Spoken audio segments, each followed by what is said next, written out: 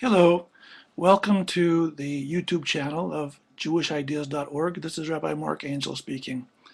Thanks very much for tuning in today.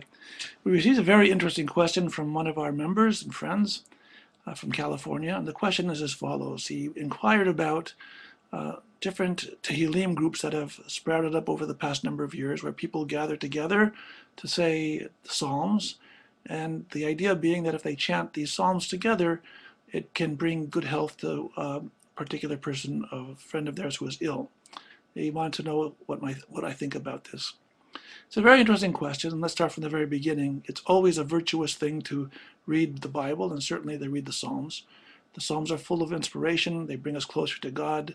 They bring us closer to our own inner beings. And of course, there's great value in reciting Tehillim. No one should say anything against that.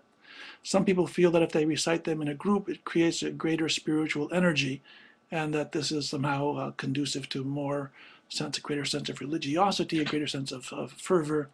And if people find that getting together to read Tehillim together is useful and inspiring, then by all means they should do so.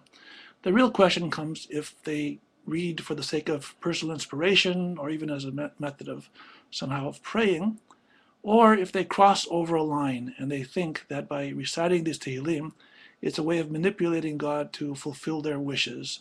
If they treat it, in other words, as a magic formula rather than as a spiritual adventure in Judaism. This topic, in one way or another, was actually dealt with by the Rambam, Maimonides, in those laws of idolatry. And let me read to you from the beginning of chapter 11, chapter 2 actually. Chapter 11, the second rule. Rambam says, if one whispers an incantation on a wound to heal it, and recites a verse from the Torah, or recites a verse over a child to alleviate its fright. In other words, Rambam is talking about the following situation. Someone is sick, someone is afraid, and you recite a verse from the Torah or from the Bible as a means of curing that person or calming the person down. The Rambam goes on to say, not only are such people in the category of sorcerers and soothsayers, but they are included among those who deny the Torah.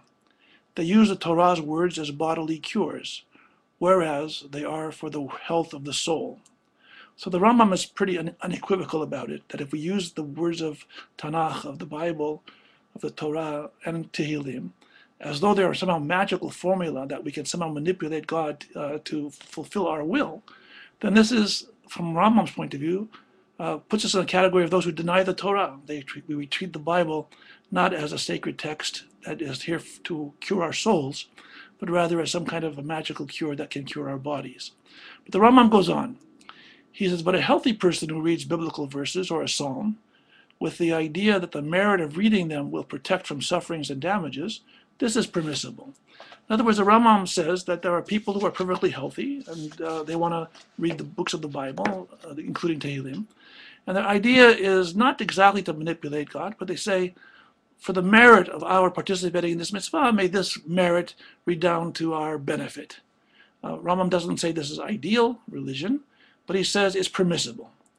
So this would be just slightly on the other side of the line between religion and superstition. So the bottom line is as follows. If people get together to read Tehillim in order to inspire themselves, or in order to pray that the person who is ill should recover, this is fine. This is, according to Rambam, within the domain of religion. But if the attitude is that if we only get together and we read a certain number of psalms, or we repeat them a certain number of times, or recite them in a certain way, and we treat them as magical formulas, then according to the Rambam, this is already superstition. This is no longer religion. This isn't approaching God. This is an attempt to circumvent God, to make God act according to our wills rather than us to bend ourselves to the will of God. I hope this has clarified the issue to you. I think it would be good if you actually looked at the Rambam and the laws of idolatry and thought about it more carefully. It is a complicated issue. And there are many good people who participate in these Tehillim readings and feel that they're doing a pious, fine act. However, it's important for those of us who are sophisticated, who care about religion in a deep way, to keep our own balance and, to the extent possible, to let others know that the correct way to worship God is to worship God, recognizing that God is the Almighty and we are simple human beings trying our best to be spiritual, to be righteous, and that the merit of our blessings and our prayers and our recitings of the words of the Bible should be for our merit and for the merit of those that we know and love. Please feel free to share your questions with me at mdangel@jewishideas.org.